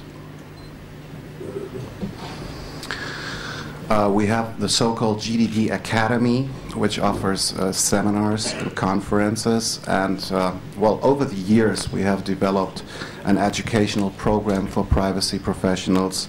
And so far, we've had more than 15,000 attendees at our seminars and conferences. And yeah, one important goal of the GDD, apart from the other services we offer, is to bring together data protection professionals. And for that purpose, we have established 27 groups for the interchange of know-how and networking all across Germany. And we have more than 3,000 registered participants in those regional groups. The regional groups meet regularly 2 to 4 times a year. And, well, like I said, they build a platform for the exchange of know-how, of best practices arising from the DPO's everyday work. And, well, the regional meetings have another major advantage. In many cases, also representatives of the data protection authorities attend the meetings. And, well, that gives the attendees the opportunity to discuss specific issues arising from the everyday work with representatives of the data protection authorities. And that can be done in a rather informal way. I don't have to formally contact the DPO. There is a representative who will answer questions. And our members think that there is a great value to that because it also adds to the communication between the DPO and the Data Protection Authority. Yeah, just like the IAPP, we also offer certain publications, regular newsletters, specialized magazine focusing on data protection law. Yeah, one service we offer is, I believe, very important, at least our members say so. We actually have a telephone and email hotline, which means you, as a data protection officer, could call us up with a specific question, with a specific problem which you might have on your table, and we would try to answer that question right away, or we would at least do some research for you and try to help you to find a solution for your problem. We also produce so-called job aid publications that are also designed to help the DPO with his daily work. And you might have heard of it. We have had several amendments to our Federal Data Protection Act in Germany. And they were quite heavy on the data protection officer also. They were beneficial for the DPO. I will get back to that later. But well, first of all, this is all legal terms, and legal terms sometimes, as you all know, are hard to transfer into practice. And so what we do is we build specific working groups on the new amendments, and we try to break the law down to what the data protection officer needs for his everyday work. I should mention that members of such working groups producing the papers are usually practitioners, lawyers, and IT experts.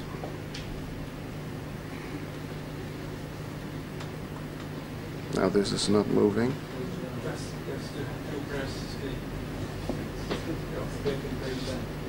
Okay. Yeah, we have a good dialogue with other institutions. I already mentioned the German government and parliament as far as new legislation is concerned, also the European Commission and the EU Parliament. We also have good relations with the federal commissioner in Germany. Actually, Peter Schaar, the federal commissioner, is a member of our so-called academic advisory board. And I have already mentioned that we have good relations with the regional DPAs in the various states, in the various Bundesländer in Germany regarding the regional meetings. There is a federal office for information security in Germany called BSI. We also have a good dialogue with them. And also with other federations or associations dealing with data protection issues. There are sister organizations in Austria and France, the Netherlands. Spain is just building up an organization for privacy professionals, and well, we also cooperate with the IAPP in the US. We have formed a strategic partnership.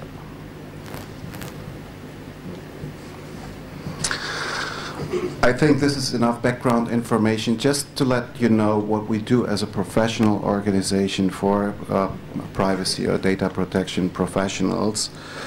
I would like to turn to the DPO as a German model now. Well, in Germany, the DPO is law-based. That's one of the very few countries where the DPO is mandatory, but the DPO is only mandatory for companies of, let's call it, a certain size. So in the law, it is prescribed that companies with more than 9 employees which regularly collect, process, or use personal data by automated means have to appoint a data protection officer. And even irrespective of staff numbers, certain companies generally have to appoint a data protection officer.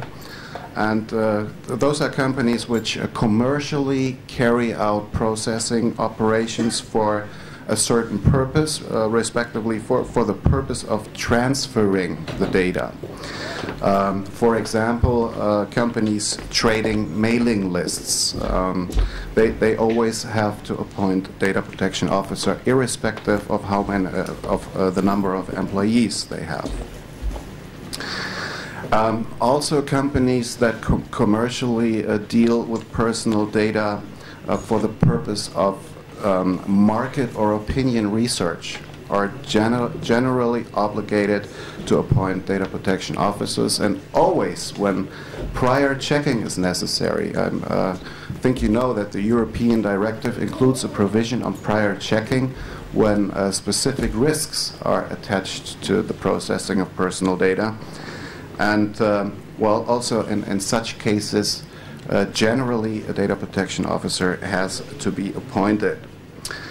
The 3 cases I just mentioned where the DPO always has to be appointed are based on the fact that in such cases either large amounts of personal data are being processed or sensitive data, and that also includes specific risks, privacy risks for the data subjects. And so the reasoning why they always have to appoint a DPO is that he shall keep an eye on such risks and reduce the risks.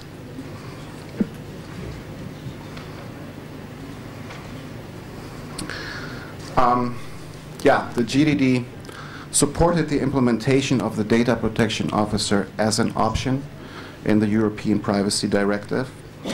And at the time, promoting the data protection officer on a European level had not been easy, because countries such as France were in favor of a more centralized approach to data protection, not so much into the self-regulatory approach. But as you know, in the end, the data protection officer or official was implemented in the European directive as an option. And meanwhile, the European Commission and the Article 29 Working Party have recommended to appoint data protection officers, also to reduce unnecessary bureaucracy, respectively to avoid the rather formal obligation to notify all the different processing operations to the supervisory authority. And well, as you can see on this slide, by now an increasing number of member states have implemented the data protection officer in their national laws, mostly as an option. And what we see is that it is becoming, the DPO is becoming more popular also on an international basis.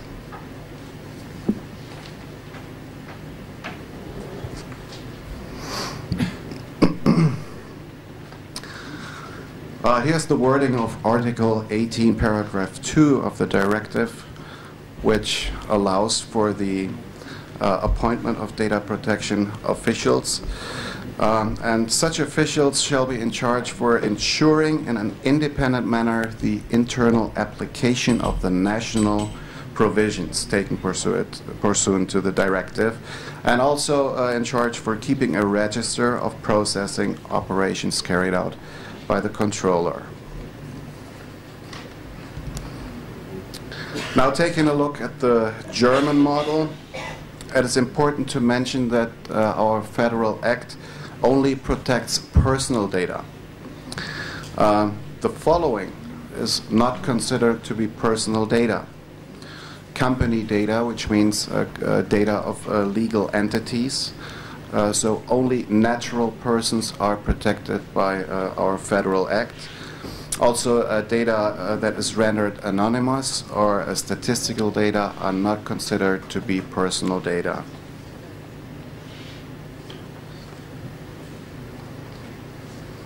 Now, who is responsible for data protection within the company? It's the company management in the first place. And it's also the company management in the first place that faces sanctions if breaches occur. However, the data protection officer, of course, has important responsibilities. Also, such responsibilities are delegated from the company management to the data protection officer. Even every single employee is responsible for the protection of personal data, and he has to sign a commitment on confidentiality. I will get back to that point. And well, in Germany we have so-called works councils representing the rights of employees, and also privacy rights and data protection rights. They are also in charge for that. Apart from the data protection officer, there is another institution within German companies, if they have a works council. Not all of them have one, but also those people are in charge only for the protection of employee data, not for the protection of customer data.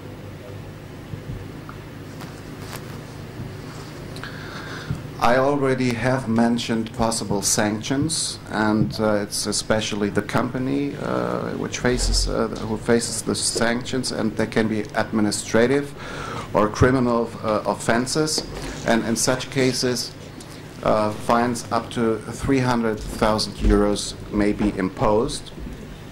And well, in theory, according to German law, it is even possible to have imprisonment for up to 3 years, but you shouldn't worry about that. So far, no German manager has gone to jail because of a data protection breach. However, the European Commission is calling for better enforcement, and also the Article 29 Working Party is doing so. And apart from the fines that can be imposed by state authorities, if a breach occurs, the data subject can also sue the company. So there can be compensation lawsuits.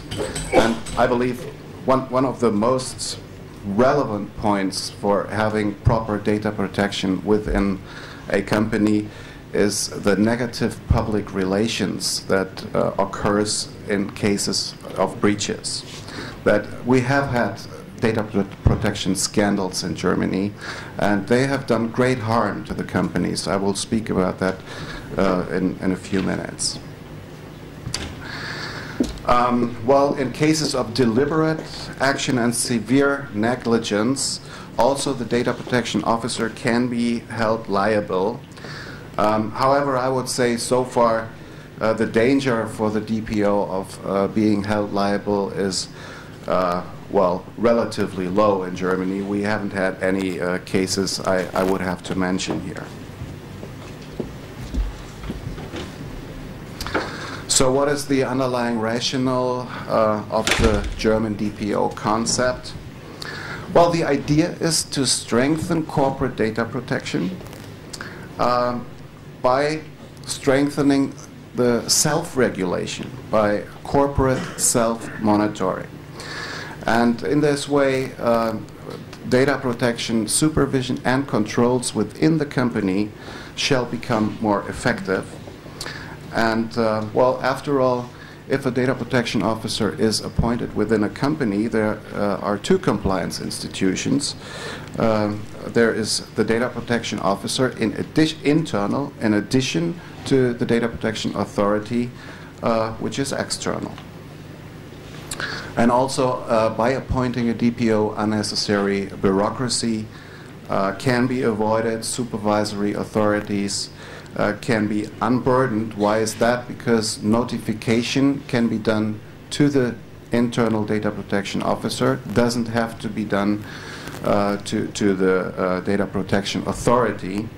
And that also applies for companies in Germany that voluntarily appoint data protection officers. And also the task of prior checking when specific risks are involved can be done by the data protection officer instead of the data protection authority.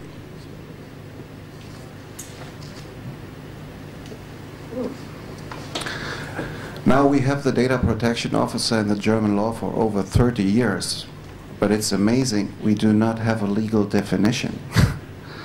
The law only requires that the data protection officer shall work towards ensuring compliance with the various data protection acts. And the wording sounds a bit complicated or awkward. Shall work towards ensuring compliance. Well, even though that doesn't sound very elegant, it is correct, because the data protection officer has no original right to give instructions to the different departments and so on. He may only give instructions when this right is deriving from the company management. So it's still the company management that is in charge, and it may delegate certain tasks, and also the right to give instructions to the data protection officer. By the way, if you should have any questions, feel free to interrupt me. So So a possible definition would be the data protection officer could be a natural person appointed by the controller of personal data who shall independently, we will get to that, help to assure that personal data is processed in a correct and lawful manner.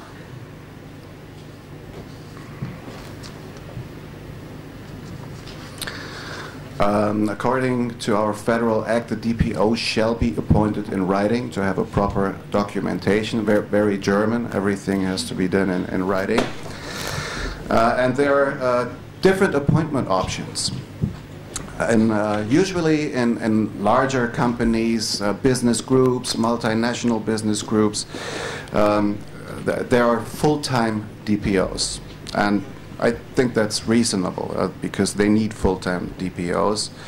And in cases where of business groups, in addition to the full-time DPO, there should be so-called privacy assistants within the various legal entities of the group to assist the data protection officer. Mostly the data protection officer is a part-time DPO, which is often the case in smaller companies. And part-time DPO simply means that this person may hold another job in the company. And according to German law, it is possible to have external DPOs, which means they do not necessarily have to be an employee of the controller. There can also be external consultants, most interesting for all the lawyers among you. Can be a DPO for some companies? Yes. Yes, you can. Actually, there are quite well-known external consultants in Germany, and they have several companies they work for. Yeah, that's possible. If it gets too much, the supervisory authority might say, "Hey, wait a minute! You have so many clients, you cannot do a proper job for all of them. So we don't believe you have the necessary reliability anymore." As far as I know, this has not happened yet. External DPOs, do they have legal liabilities? Yeah, they do. The internal DPO, who is an employee, I said it before, is only liable for deliberate action or severe negligence. That is different with the external consultants. But usually they have a special provision within the contract to reduce their liability. But the risk of being held liable for external consultants is considerably higher than the risk of the internal DPO.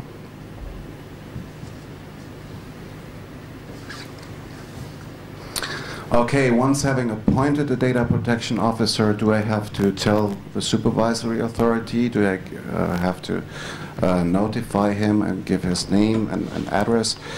Well, the directive only says appointment shall be done in compliance with the national law. And what do the national laws say? Well, there are different approaches. I mentioned in Germany it is only necessary to appoint the DPO in writing, and if the data protection authority needs somebody to speak to within the company, it is also the DPO will be the person to speak to. The approach in the Netherlands and approaches in the Netherlands and Sweden, for example, are different.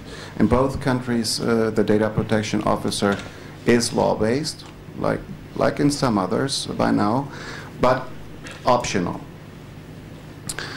And in the Netherlands, the appointment has to be registered with the Data Protection Commission, and they keep a list. They even keep an online list for transparency reasons of all the appointed DPOs and the various companies.